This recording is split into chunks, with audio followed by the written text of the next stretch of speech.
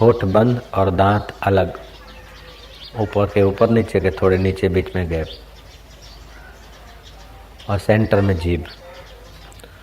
इससे मन की एकाग्रता का अभ्यास होता है और शीघ्र ही चित्त के संकल्प कम होने लगते हैं। पहली बार 1 घंटे में 1000 संकल्प विकल्प होते होंगे, फिर 900 होने लगेंगे, 800, 700, 600, 500, 400, 350, 350, 310, 300, 290, ऐसे संकल्प विकल्पों की संख्या कम होने लगेगी। और ज्यों संकल्प विकल्पों की संख्या कम होने लगेगी त्यों तन मन शरीर आरोग्य रहे, तंदुरुस्त रहेगा। जितने संकल्प विकल्प अधिक होते हैं उतने ही तन की शक्तियां भी क्षीण होती हैं और मन की शक्तियां भी क्षीण होती हैं और बुद्धि की योग्यता भी क्षीण होती है। और यही कारण है कि तुकाराम महाराज स्कूली विद्या में अनपढ़ से थे, फिर भी तुकाराम महाराज की एकाग्रता का प्रभाव भीतर की शक्तियों को विकसित करके ऐसे अभंग उच्चारित किया उनकी एकाग्रता और प्रेम ने। बॉम्बे यूनिवर्सिटी में एमए के विद्यार्थियों को संत तुकाराम, जो लौकिक विद्या से अनपठित से थे, अभी भी बॉम्बे यूनिवर्सिटी में एमए के विद्यार्थियों को संत तुकाराम के अभंग पढ़कर परीक्षाएं देनी होती हैं। और वे भाग्यशाली हैं बच्चे जिनको संत तुकाराम की पाठ्य पुस्तकों में के अभंग पढ़ने का मौका मिलता है। नरसिंह मेहता को देखो या शबरी को देखो या रामकृष्ण को देखो, रमन महर्षि को देखो, तो उनके वचनों को समझने के लिए अभी एमए और पीएचडी वालों को भी जोर लगाना पड़ता है। वो कौन सी यूनिवर्सिटी में पढ़े थे? वही आत्मिक यूनिवर्सिटी है। जितना जितना एकाग्रता बढ़ती जाती है उतना उतना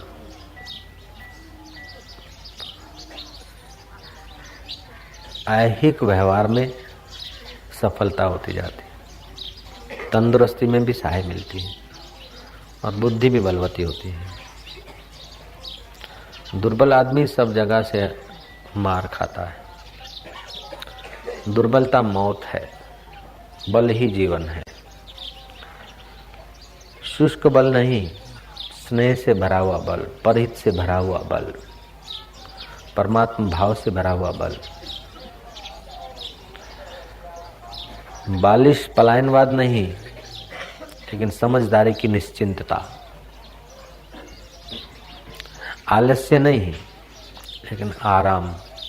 ध्यान दे, आलस्य नहीं, आराम। आलस्य में तमस होता है, पराधीनता होती है।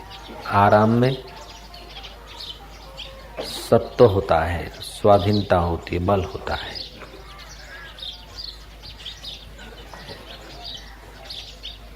अंधी दौड़ नहीं, पुरुषार्थ जरूरी है। कोई भी विघ्न, बाधा, अशांति पैदा करने वाली घटना है, उसमें धैर्य से मुकाबला करने की अगर योग्यता चाहिए तो एकाग्रता से आएगी।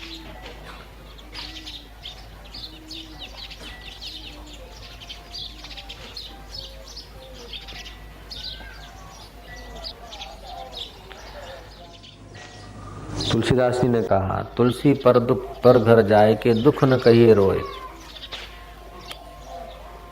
इज्जत गुमावे आपकी दुतिया फज्जित होए। जब दुख कष्ट आता है तो किसी को सुनाने से इज्जत बढ़ती नहीं है, फरियाद करने वाले व्यक्ति की इज्जत बढ़ती नहीं है। दुख से भागना, दुख से घबराना, अपने को दुख की खाई में फेंकना है। दुख से भागना नहीं, घबराना नहीं, और ऐसा व्यवहार नहीं करना कि उपद्रव पैदा हो जाए। सज्जनों से, सदाचारियों से, श्रेष्ठ पुरुषों से वैर मोल नहीं लेना चाहिए। अच्छे व्यक्तियों के साथ बिगाड़ना नहीं चाहिए और बुरे व्यक्तियों के साथ सहमत नहीं होना चाहिए। बुरों के साथ सहमत हो जाते हैं, दुर्बलता है। अच्छों के साथ बिगाड़ लेते हैं, दुर्बलता है। और ये दुर्बलता मिटती है एकाग्रता से। भूत, प्रेत, यक्ष, गंधर्व, किन्नर उन्हीं व्यक्तियों पर अपना जोर आजमाते हैं जो मन से दुर्बल होते हैं। जो दुर्बल नहीं होते हैं उन पर उनका जोर नहीं चलता है। पड़ोसी भी उन पर जोर आजमाते हैं जो दुर्बल मना होते हैं। जो बलवान है उसके पक्ष में लोग हो जाते हैं, दुर्बल के लोग मजाक उड़ाते हैं। न अयम आत्मा बलहीने न लभ्यो, ये आत्मदेव बलहीन को प्राप्त नहीं होता है। तन का बल होता है, जन का बल होता है, पद का बल होता है, धन का बल होता है, इलेक्ट्रिकल बल होता है, इलेक्ट्रॉनिक बल होता है। ये सारे बल जहां से सत्ता लाते हैं वो है आत्मा।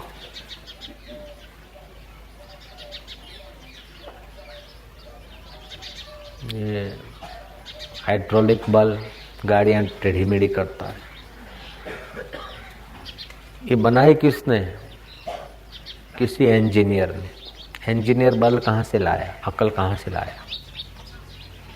आत्मा की एक अति छोटी सी किरण, एकाग्रता से विशेष किरण मिलती है। जैसे सूरज के किरण पेड़ पौधों को पल्लवित करते हैं, बिलोरी कांच सूर्य के किरणों के साथ साथ सूर्य की ऊर्जा को भी प्रकट कर देता है। ऐसे एकाग्र मन उस परात् परब्रह्म की सामर्थ्य को प्रकट करने में सफल हो जाता है। अपने पास जो मकान है, दुकान है, घर है, पुत्र है, परिवार है, धन है, दौलत है, ये वास्तविक में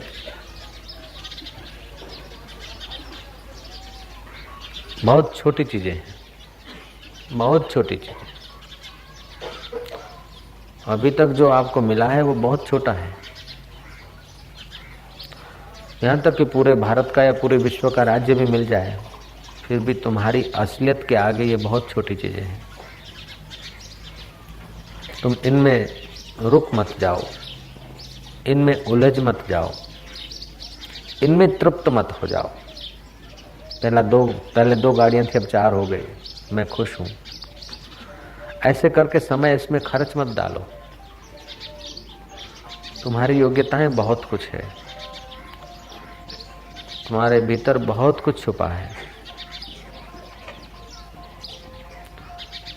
और जो छुपा है वो ऋषियों को दिख रहा है,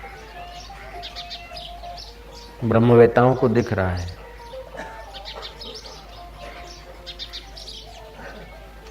और उन्हीं ब्रह्मवेताओं ने, ऋषियों ने, भारतीय संस्कृति के घड़वैयाओं ने उत्सव और पर्वों का आयोजन किया, ताकि उन उत्सवों के बहाने भी तुम उत्साहित होकर हृदय की विशालता को, प्रेम को, उदारता को, समताओं को विकसित कर सको, और इस बहाने संतों, योगियों के पास जा सको। और उन महापुरुषों को हजार हजार धन्यवाद हैं जिन्होंने ऐसे उत्सवों का आयोजन करके सनातन धर्म के अवलंबियों को, हिंदू धर्म के पथिकों को नश्वर पथ में से हटाकर शाश्वत पथ पर लगा दिया। ऐसी व्यवस्था, पर्वों और उत्सवों की व्यवस्था और कोई धर्म में नहीं है जितनी सनातन धर्म में है। जो शारीरिक बल से प्रसन्न रहते हैं उनके लिए भी दशहरा का शस्त्र पूजन, दशहरा का उत्सव, खेल कूद और अस्त्र शस्त्र का पूजन करते हुए भी वो अपनी शक्ति को केंद्रित करे। बल बुद्धि के अधीन होगा तो बल सेवा सत्कार में, सहानुभूति में खर्च होगा। अगर बल के अधीन बुद्धि हो जाएगी तो विनाश कर देगी। 2000 सिपाही हैं लेकिन कमांडर एक है, और कमांडर उसी बनाया जाता है जो बल नहीं बुद्धि प्रधान होता है। तहसीलदार, कलेक्टर आदि मोटे और शारीरिक बल से संपन्न हैं, उसीलिए उनको वो पोस्ट नहीं दी जाती। उनमें बुद्धि बल विशेष है, उसीलिए उनको पोस्ट दी जाती है। तो बल जितना सूक्ष्म होता है उतना उसकी योग्यता, उसकी क्षमताएं, सेवा आदि की, सफलता आदि की योग्यता ज्यादा होती है। और मन ध्यान करता तो सूक्ष्मता बढ़ती। आइंस्टाइन ने जो रिसर्च करके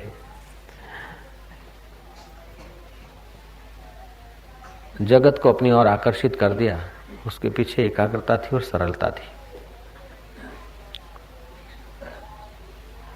विश्वविख्यात प्रसिद्ध वैज्ञानिक आइंस्टाइन का जन्मदिन था। लोग उसे मिलने को आने वाले थे। पत्नी ने कहा कि आज तुम्हारा बर्थडे, अच्छे कपड़े तो पहनो, लोग मिलने आने वाले। आइंस्टाइन ने कहा लोग मुझसे मिलने आने वाले हैं कि कपड़ों से? अगर कपड़े से मिलने आने वाले हैं तो लॉन्ड्री में चले जाएंगे, मुझसे मिलने आने वाले हैं तो मैं तो हुई वही सादे पुराने फटे कपड़े, सहज जीवन, वही पहन के बैठे रहे। लोग मिलने आए। पत्नी ने समझाया कि आज तो तुम्हारा जन्मदिन है। जिनका मन एकाग्र है वो पत्नी के समझाने में, पति के समझाने में, किसी गंजेड़ी भंगेड़ी के समझाने में नहीं आता। वो तो समझ जहां से पैदा होती है वहां जाता है।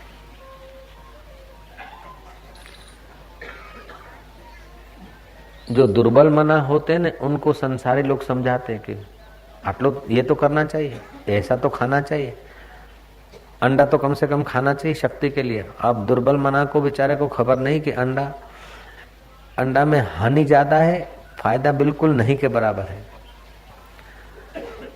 दुर्बल मना लोग अखाद्य खा लेते हैं, मन उससे अपवित्र होता है, उत्तेजित होता है, और पड़ी हुई शक्ति भी वो लेकर अंडा बाहर आता है। अभी विज्ञानियों ने बिल्कुल विश्लेषण किया कि अंडे का प्रचार कराने वाले परदेशियों ने भारत सरकार को, सेंट्रल गवर्नमेंट को और राज्य गवर्नमेंट को इतना इम्प्रेस कर दिया, और राज्य ने और सेंट्रल ने मिलकर पूरी समाज को इतना इम्प्रेस कर दिया कि इंडा भक्षी हो गई। और इंडा से क्या क्या हानियां होती है अब बाहर आ रहा है। जो सात्विक विचारक हैं, जो एकांत मना है, शांत मना है, उन्होंने रिसर्च की। एक आंवला खाने से अथवा 100 ग्राम संतरे का रस पीने से जो सी विटामिन प्राप्त होता है, वो 200 अंडा खाओ तब उतना विटामिन मिलता है। एक केला खाने से जो कैलोरीज मिलती है, उतनी कैलोरीज अंडा खाने से नहीं मिलती। और उन्होंने तो काफी विश्लेषण करके प्रकार किया है अंडा के प्रचार करने वालों को। तो ये सारी की सारी समझ कहाँ से आती है? एकाग्रता से आती है। अध्ययन करना पड़ता है, वहां भी एकाग्रता चाहिए। एक अंडे की तुच्छता को देखना है तभी भी एकाग्रता चाहिए, और सेव की, आंवले की आरोग्यता की महत्ता देखना है तभी भी एकाग्रता चाहिए। व्यवहारिक व्यक्ति को पहचानना है तभी भी एकाग्रता चाहिए, और सारे व्यक्तियों में व्यक्तित्व जिस प्यार का है उसको पहचानना है तभी भी एकाग्रता चाहिए।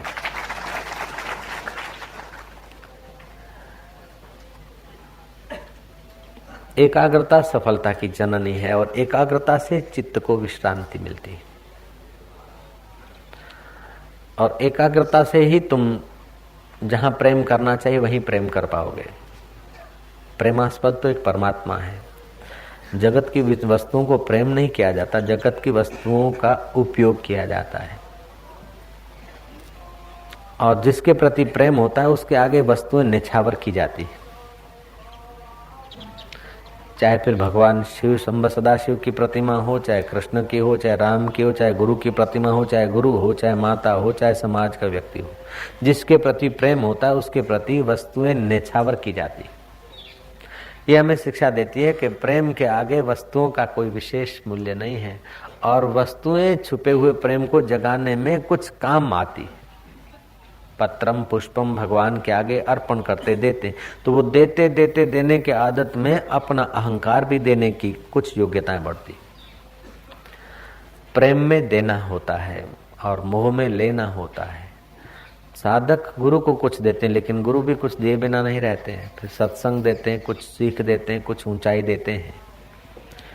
तो जब प्रेम से प्रभावित होकर व्यवहार होता है तो वो व्यवहार दोनों पक्ष का उन्नत करता हो जाता है। जब मोह से प्रेरित होकर, काम से प्रेरित होकर, मोह से प्रेरित होकर, लोभ से प्रेरित होकर, उद्वेग से प्रेरित होकर काम होता है, कार्य होता है, तो दोनों पक्ष का विनाश करता है, दोनों पक्ष को हानि करता है। खिन्न मन, चंचल मन में काम, क्रोध, भय, शोक, उद्वेग आता है और शांत मन में प्रेम, उदारता, क्षमता, सहन शक्ति आदि सद्गुण आते हैं। जितना जितना चंचल मन है उतना उतना पतन के रास्ते जल्दी गिरेगा और जितना जितना शांत मन है उतना उतना उत्थान के रास्ते जल्दी चलेगा।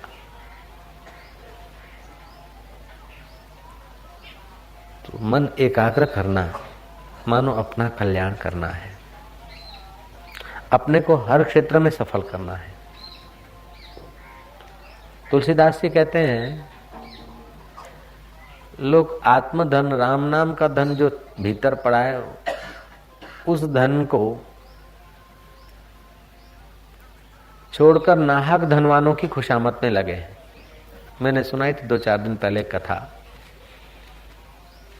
विदेह नगरी के पास ही कोई नगर था, उस नगर का नगर सेठ धनवान बहुत था, नगर सेठ था वो। उसने काफी धन एकत्रित कर रखा था, फिर भी चित्त में शांति नहीं थी।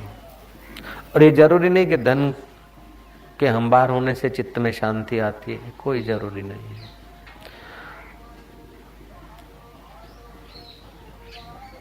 अभी एक दिन के लिए हम गए थे इंदौर, वहाँ कुछ लोग आए। उसने एक व्यक्ति ने कहा कि स्वामी जी, भगवान की आपकी अभी दया हो गई, धंधा ये वो, गाड़ी मोटर ये सब बहुत कुछ है, सब कुछ मिल गया है, लेकिन शांति नहीं है। मैंने क्या, भले आदमी, फिर तुम ये कह दो कि सब नाश हो गया है। सब मिला और शांति नहीं है तो सब मिले की कीमत ही क्या है?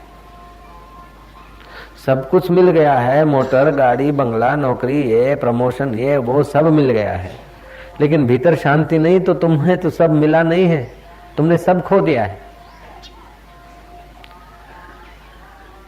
अगर भीतर की शांति नहीं तो सब मिले की कीमत भी क्या है, और भीतर शांति है तो सब न होने का दुख भी क्या है। सुखदेव जी के पास ऐसा कोई सब नहीं था जिसको लोग सब बोलते हैं, ऐसा सब कहो या शब कहो, ऐसा शब्द दत्तात्रेय के पास नहीं था, गौरांग के पास नहीं था। चैतन्य महाप्रभु कीर्तन करते जाते, गांव के लोग इकट्ठे हो जाते, मधुर शांति और आनंद से पल्लवित हो जाते। आवश्यकता पड़ती भिक्षा ले लेते, बाकी जो मिलता बांट देते। गौरांग की सेवा करने वाला व्यक्ति जानता था कि चैतन्य महाप्रभु को भोजन के बाद थोड़ा सा हरड़े का टुकड़ा चाहिए, वो भिक्षा में ले आता था। एक दिन दे दिया हरड़े का टुकड़ा, दूसरे दिन भी दे दिया। रास्ते में गौरांग ने पूछा कि ये अभी भिक्षा को तो गया नहीं, हरड़े लाया कहाँ से? बोले कल मांग के लाया था, जरा ज्यादा, उसको संभाल रखी थी गांठ मार के। गौरांग ने कहा तू मेरे संग में रहने के काबिल नहीं, मेरे साथ रहने के काबिल नहीं। कल की हरड़े एक दिन दूसरे दिन के लिए संभाल के रखी, उसको निकाल दिया। हालांकि संभाल रखी थी, गुरुजी के काम आएगी, निकाल दिया। हम शिवलाल को कभी कभी डांटता हूँ, शिवलाल अपने लिए सेव सफरचंद नहीं संभालता है, मुझे पता है, बिना पूछे बिना दिए मिठाई नहीं लेता, मुझे पता है, लेकिन कई बार टोकता हूँ कि तुम इतना क्यों संग्रह करते हो, इतना क्यों संग्रह करते हो, कि आवे छे बापू શું કરું, નાખી તો ના દેવાય, હાચવીને શોર્ટિંગ કરીને રાખું છું, બીજા દિવસે વહેંચું છું। फिर भी महापुरुषों के जीवन की याद आती है तो हृदय कभी कभी हिलता रहता कि सब क्या, और कभी ऐसा आता कि सब छोड़ के चल दे, इतना बढ़ जाता है तो उब जाते। तो जिनके पास कुछ नहीं होता है फिर भी कुछ ऐसा है कि कुछ न होने पर भी सब कुछ होता है और सब कुछ दे सकते हैं, सब कुछ देने वालों को दे सकते हैं, ऐसी योग्यता होती है। सब कुछ देने वालों को वो दे सकते हैं, धन वैभव मान फल फलादि रुपया पैसा गाड़ी मोटर मकान दुकान सब अर्पण करने वाले, हजारों लाखों रुपयों का दान करने वालों को भी वे लोग दाता दान कर सकते हैं जिनके पास बाहर से कुछ भी नहीं है लेकिन मन की एकाग्रता है। बहुत कुछ दान में वस्तु देने वालों को भी योगी लोग आंख के पलकारों से ऐसा कुछ देते हैं कि उन दाताओं को पता चलता कि हमने कुछ नहीं दिया, हम देने के निमित्त गए थे, हमने तो नश्वर रखा लेकिन फकीरों की निगाह ने हमको हमारे दिल को ऐसा कुछ दिया कि हम खुशहाल हो गए।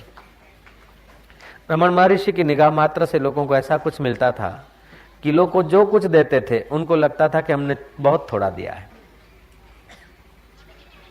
और ये प्रत्यक्ष प्रमाण है कि हम ऋषियों से संतों से जो पाते हैं उसके सामने हमारे पास जो भी कुछ है या हमने जो कुछ अर्पण किया वो बहुत थोड़ा है।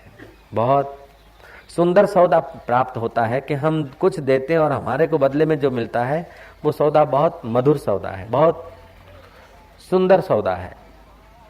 अगर ऐसा सुंदर सौदा न होता तो हम आते भी नहीं। જઈએ અને કંઈક આપવું જ પડે ત્યાં કોણ જાય? જય જય આપણે જઈએ અને આપણે આપવું પડે ત્યાં કોઈ જાય? આપણે જઈએ ને આપવાના નિમિત્તે આપણને મળતું હોય તો જઈએ હો। લાલિયો લાભ વિના ના લોટે હો। કેમ લાલિયા? लालियो लाभ बिना ना। तो आपके संपर्क में कोई भी आता है तो आपसे लाभ चाहता है, आपसे फायदा चाहता है। नारायण, कोई भी आपके संपर्क में आता है तो आपसे फायदा चाहता है। धन का फायदा, पद का फायदा, आरोग्यता का फायदा, ये सब छोटे फायदे हैं। प्रेम एक ऐसा फायदा है, मधुरता एक ऐसा फायदा है कि बाकी के फायदे छोटे हो जाते हैं और एकाग्रता से प्रेम और मधुरता का विकास होता है।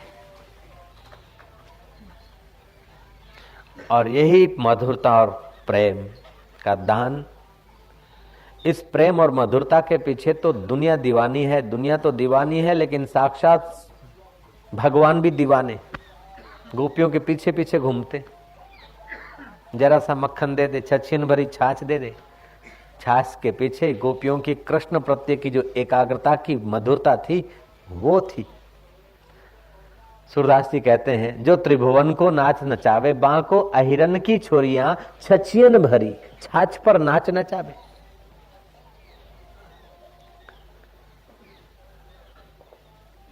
एक बार तानसेन गुरुदेव के दर्शन करने गया और गुरुदेव सूरदास के पद गा रहे थे। तानसेन ठगा सा रह गया, बोले गुरुदेव ये आपके पद कितने सुंदर हैं। गुरुदेव ने कहा ये मेरे पद नहीं, मैं सूरदास के बनाए हुए पद गा रहा हूं। तो क्या मेरे गुरुदेव से कहीं सूरदास बड़े? बोले हाँ तानसेन, मेरे पदों की अपेक्षा भी सूरदास के पदों की मधुरता और ज्यादा है। तानसेन समय मिले तो सूरदास के दर्शन करना। गुरु लोग अपने आप को बड़ा और किसी श्रेष्ठ का अनादर करें ऐसे नहीं होते। जहां भी सद्गुण है गुरु लोग उसका आदर कर लेते, स्वीकार कर लेते। और जो दूसरों के सद्गुणों का आदर करता है, स्वीकार करता है, वही सद्गुरुओं के रास्ते चल सकता है और वही सद्गुरु बनता है। सद्गुरु बना ही तब जब दूसरों के गुणों का आदर किया और स्वीकार किया। गुरु के गुणों का आदर किया, स्वीकार किया, तभी तो शिष्य गुरु बना। जो दूसरों के सद्गुण का आदर नहीं करता या स्वीकार नहीं करता है वो महान बन ही कैसे सकता है? कंचन होए कीच में, विष में अमृत होए, विद्या नारी नीच में, चारु लीजे सोए। छोटे कुल में नारी है, लड़के लड़की का, बेटी बेटे का संबंध है, लेकिन वो कुल छोटा है, गरीब है, लेकिन गुणवान बच्ची है, स्वीकार कर लो। छोटा आदमी है, छोटी पोस्ट का है, लेकिन उसकी कोई सलाह सुहावनी है, सुंदर है, स्वीकार कर लो। स्वामी रामकृष्ण कहा करते थे कि मैं तो अपने को आजीवन विद्यार्थी जानता हूं, मानता हूं। ज्ञान का कोई छोर नहीं है, ज्ञान का कोई था नहीं, कहीं से भी मुझे ज्ञान मिले मैं स्वीकार करने को तैयार।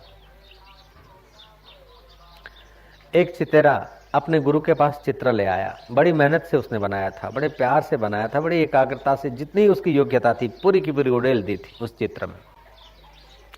गुरुदेव के पास गया चित्र लेकर, गुरु ने चित्र निहारा, लंबी सांस ली, ठाका मार के गुरुदेव खिलखिला के हंसते हुए उस शिष्य को गले लगा रहे। मेरे से भी आगे निकल गया, तू धन्य है, क्या मधुर चित्र बनाया है। वास्तव में ऐसा चित्र बना था कि गुरु उसकी प्रशंसा किए बिना न रहा। शिष्य रोने लग गया। गुरु ने कहा, बेटा मैंने तो तेरे को धन्यवाद दिया है, तेरी मेहनत का मैंने कदर की है, इसमें कोई दोष नहीं है, बहुत सुंदर चित्र है। शिष्य रोने लगा कि हाय रे हाय, अब मेरी उन्नति रुक गई। जो मेरे दोष निकालने वाले हैं उनको भी मेरा दोष नहीं दिख रहा है, तो अब मेरी उन्नति कब होगी। जय जय। अब मेरी उन्नति रुक गई। आपको कोई अपना हितैषी, माँ बाप, गुरु कुछ कहे तो उनके कहने के पीछे तुम्हारी उन्नति का भाव होता है। आज के दिन ये संकल्प करना कि बड़े और हितैषी हमारी कोई गलती बताएं तो उनका आभार मानकर अपनी गलती को निकालने में तत्पर हूं, न कि उनको तगड़ा प्रति उत्तर देकर चुप करा दे, उनकी सीख को ठुकरा दे। जो गुरुओं की सीख को ठुकरा देता है ना, वो काल के हाथ पैरों से ठुकराया जाता है। हर गर्भ में आता है और फिर ठुकराया जाता है, हर जन्म में आता है और ठुकराया जाता है। जो मनुष्यों की, ब्रह्मवेताओं की सीख को ठुकराता है, वो समझो अपने भाग्य को ठुकराता है। नालो तो भागो जे, पर ठुकराए भाग के निभाग। गुरुओं की सीख को, ऋषियों के सीख को, ब्रह्मवेताओं के सीख को ठुकराना मानो अपने भाग्य को ठुकराना है। मैं बात कह रहा था सूरदास के पदों की। तानसेन ने गुरुमुख से सूरदास के पदों की महिमा सुनी और अपने प्यारे मित्र बीरबल से कही।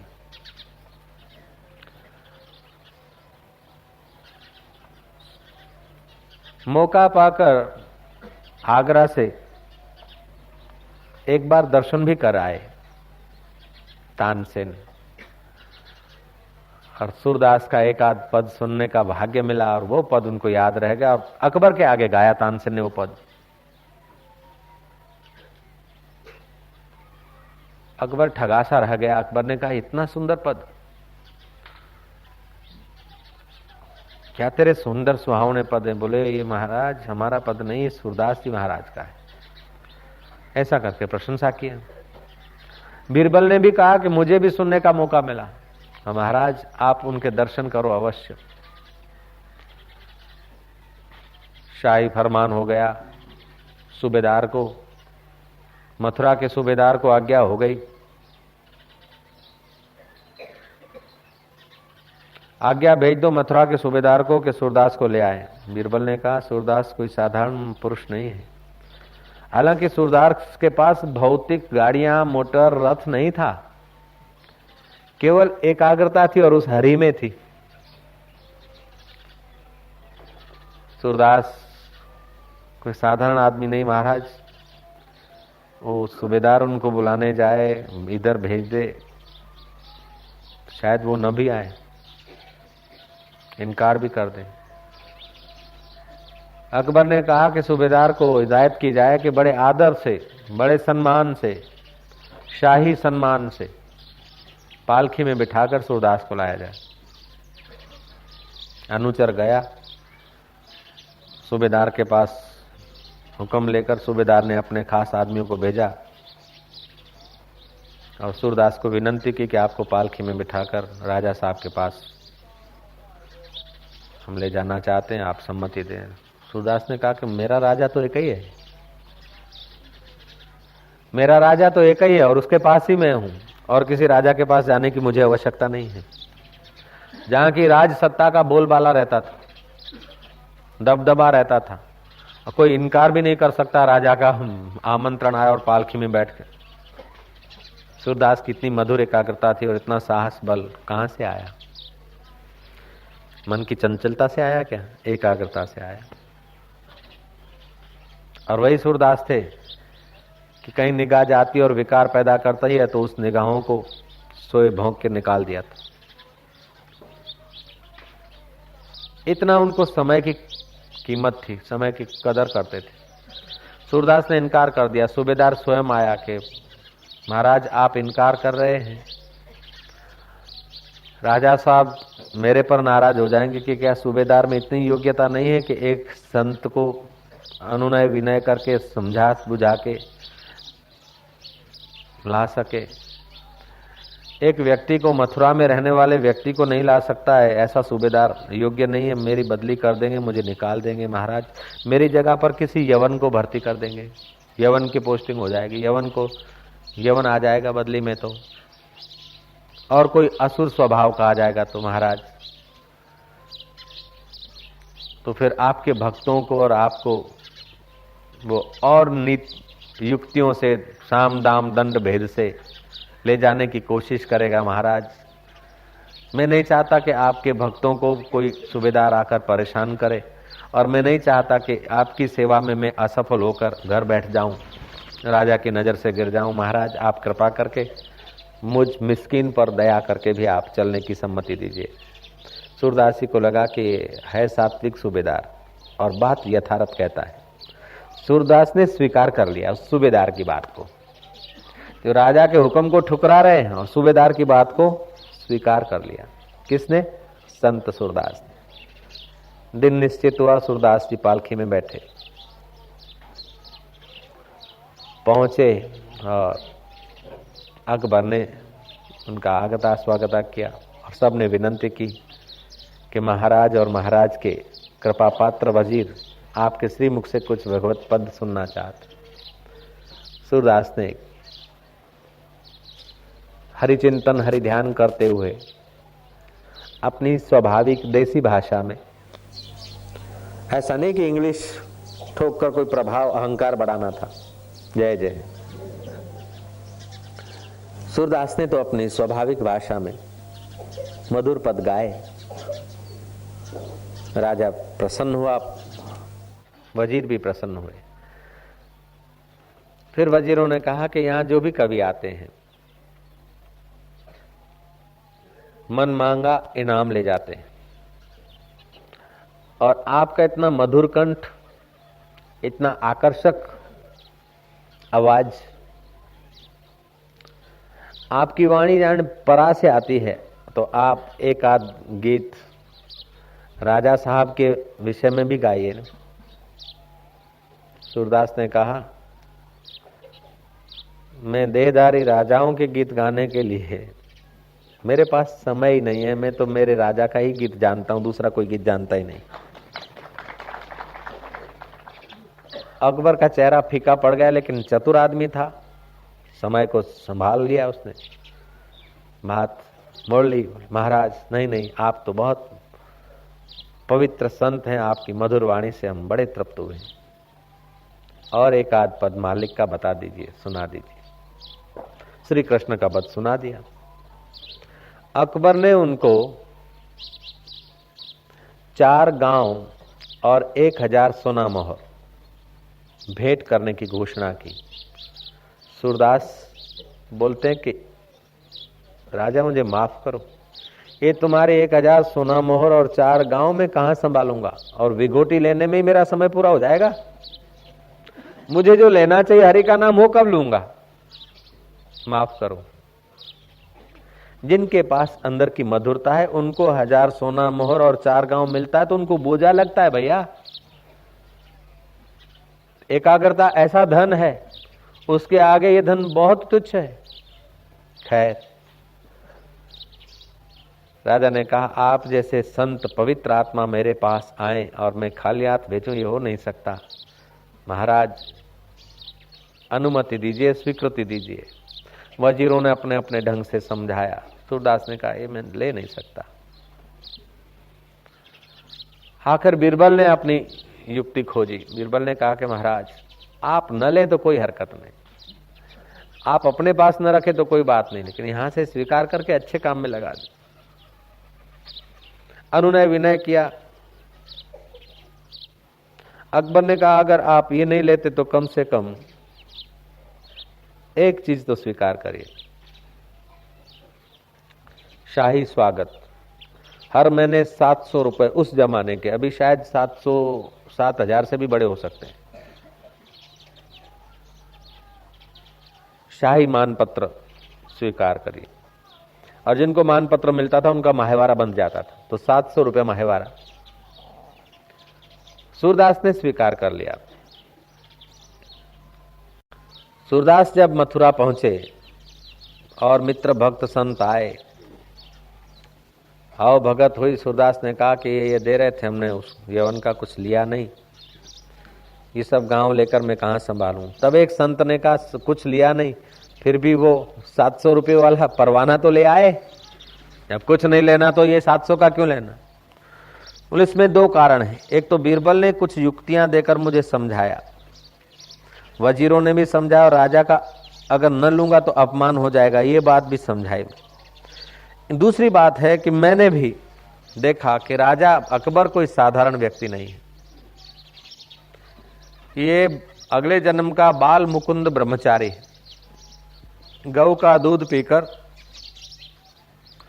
एकाग्रता करता था, ध्यान करता था, और दूध में गाय का बाल आ गया, बिना छाने दूध पी लिया, उसमें गाय का बाल आ गया, उससे उसकी योग साधना स्थगित हो गई और योग भ्रष्ट है। अगले जन्म का भगवान का भक्त तो है, लाला का प्यारा तो है, लाला के पथिक का तो है, इसलिए मैंने कहा कि अपनी जात वाला है। संत ने पूछा कि तुमने कैसे जाना? बोले मेरे लाला के बिना और बताएगा कौन? मेरे लाला नहीं वहां बताया मेरे को।